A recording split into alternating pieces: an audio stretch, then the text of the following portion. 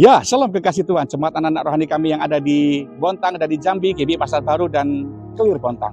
Saya berdoa supaya hari ini Anda menjadi pribadi yang menyadari apa tujuan Allah dalam hidup saudara. Kalau Anda ditanya apa tujuan Allah dalam hidupmu, banyak orang bilang, ya untuk memuliakan Tuhan, Pak Pendeta. Oke, bagaimana cara memuliakan Tuhan? Nah, saya percaya hidup kita menjadi pribadi yang mengerti bahwa Allah membawa Anda lahir ke dunia ini bukan tanpa tujuan. Dia menetapkan tujuannya dari saudara, dan masing-masing kita harus belajar untuk menyadari tujuan itu dalam hidupnya, karena itu menjadi fokus utama kita. Tujuan Allah dalam hidup saudara tercatat dalam Kejadian 1 ayat yang ke-28. Ya, dikatakan di sana Allah memberkati mereka. Dulu saya katakan bagaimana kita bilang beranak cuculah dan bertambahlah banyak. Ya, ini poin yang kedua sekarang adalah bertambahlah banyak. Para anak cucu punya pengertian sudah diajak oleh Tuhan untuk mengerti arti berbuah, be fruitful, menjadi pribadi yang berbuah sehingga Anda menghasilkan karya ketika Allah menciptakan saudara. Nah, Bapak Ibu kekasih, Allah Bapa pengen membuat Anda menjadi pribadi yang bukan cuma sekedar fruitful, tapi juga yang bermultiplikasi.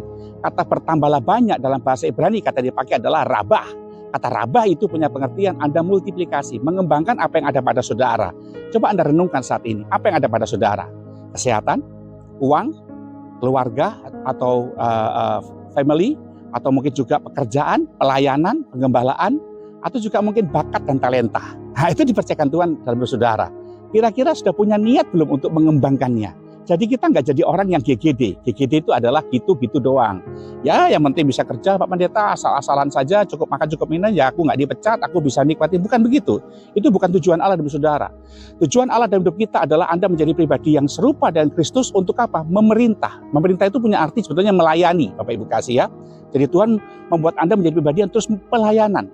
Mengerjakan dengan segenap hati bagaimana hidup kita menjadi orang yang rabah. Rabah itu kata adalah bertambahlah banyak, bermultiplikasi. Tuhan paling benci sama orang yang dipercayakan lalu nggak dikerjakan. Masih ingat ayat dalam Matius pasal 25? Nah, di dalam ayat pasal ini dijelaskan bagaimana si Tuhan pergi memberikan talenta kepada 3 orang hambanya. 1 5 talenta, 2 talenta, 3 1 talenta. Bukan berarti tuannya cuma punya 8 talenta, enggak. Tapi tuannya melihat saudara dan saya adalah punya kapasitas, punya kemampuan. Jadi dia memberikan kepercayaan buat kita, bergantung dan melihat sebesar apa kapasitas dan kapabilitas Anda mengerjakannya itu. Itu makanya Tuhan ingin bilang sama kita, bukan soal seberapa banyak yang dia percayakan buat kita, tapi niat, hasrat, kemauan kita dalam mengerjakan apa yang dipercayakan Tuhan dalam hidup kita, itulah yang paling penting. 5 jadi 10, 2 jadi 4, 1 nggak dikerjakan, Tuhan marah. Tuhannya bilang apa kepada hamba yang nomor 3 ini? Kamu hamba yang jahat dan malas. Jadi kalau Anda dipercayakan Tuhan berkat, dipercayakan Tuhan kesehatan, dipercayakan Tuhan talenta, dipercayakan Tuhan pekerjaan dan pelayanan, tapi Anda GGD, nggak berkarya, nggak dikembangkan, itu jahat dan malas loh Bapak Ibu. Itu Alkitab yang bilang dalam Matius pasal 25 ini. Itu makanya sudah diajar oleh Tuhan hari ini, mari kita belajar untuk Tuhan berikan aku kekuatan untuk bisa mengembangkan, untuk bisa bertambah banyak apa yang Tuhan percayakan dalam hidup ini. Nah, ternyata Tuhan mengerjakannya. Lihat di kalimat atas ya, Alkitab berkata begini, Allah memberkati mereka, baru Allah memberikan perintah beranak cucu dan bertambah banyak. Oh, ternyata dasarnya kembali kepada berkat Tuhan. Jadi saudara hari ini disuruh Tuhan bertambah banyak, bukan dilepas begitu saja, enggak. Ada barak ya. Baraka, itu ada barak yang menyertai saudara. Kata barak itu bukan materi semata-mata Bapak Ibu ya, tapi itu bicara soal penyertaan Tuhan. Bukankah penyertaan Tuhan dalam hidup Anda adalah berkat yang terbesar?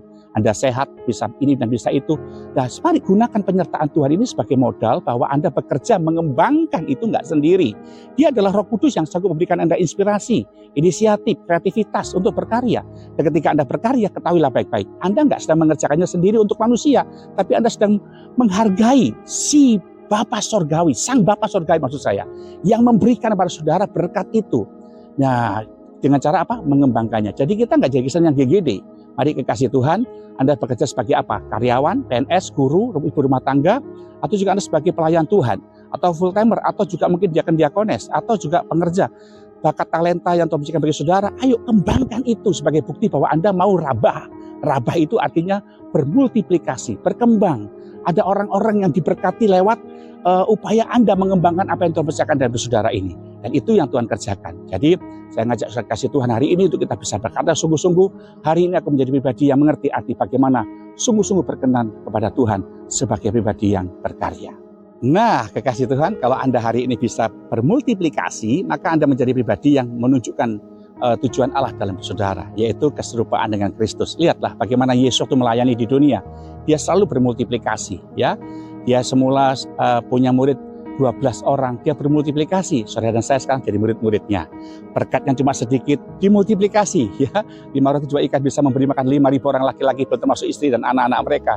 Dan banyak sekali Yesus membuat multiplikasi dalam kehidupannya. Bahkan pelayanan pun berkembang. Dan kita bisa merasakannya sampai saat ini. Jadi jangan jadi orang malas. Karena penyebab orang tidak bisa bermultiplikasi, tidak bisa berkarya, tidak bisa mengembangkan adalah malas. Apalagi Anda bagian pencatatan, bendahara, sebagai tugas pencatat, kalau sudah bilang nanti, ditunda-tunda, pasti akan dikiranya selisih. Itu gejala orang malas, suka menunda pekerjaan.